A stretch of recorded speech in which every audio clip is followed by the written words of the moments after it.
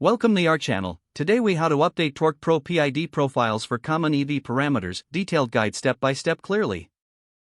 First, ensure you have the Torque Pro app installed on your device. Open the Torque Pro app from your device's home screen. Navigate to the main dashboard of the app. Tap the menu icon in the top left corner to access additional options. Select Settings from the drop-down menu. In the Settings menu, find and tap on Manage Extra PIDs/Sensors. You will see a list of existing PID profiles. To add a new profile, tap on the Add button. A new screen will appear for you to create a custom PID profile. In the name field, enter a descriptive name for your EV parameter. Now, locate the PID field to input the specific PID code for your desired EV parameter. Make sure to input the correct format for the PID code to avoid errors. Next, enter the unit of measurement applicable to your PID.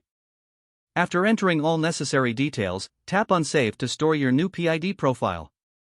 You can now return to the main dashboard to view your new profile in the list.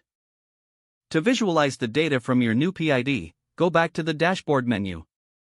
Tap on Add Widget to include the new PID in your visual display. Select the type of widget you want to add, such as a gauge or a graph. Choose your newly created PID from the list of available options. Adjust the widget settings according to your preferences and tap Done.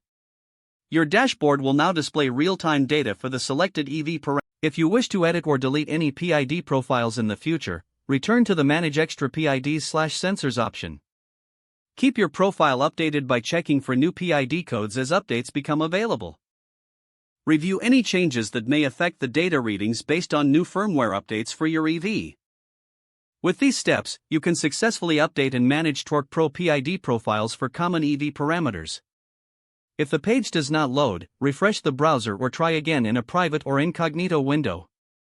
Make sure you are using the correct email address, then retype it carefully to avoid small typos. If your password is not accepted, use the Reset option and create a new strong password you can remember. Check your spam folder for verification or security emails, then complete any requested confirmation steps. Enable two-factor authentication if available to improve account security and reduce unauthorized access risk. Don't forget to like this video and subscribe to our channel for more step-by-step tech guides.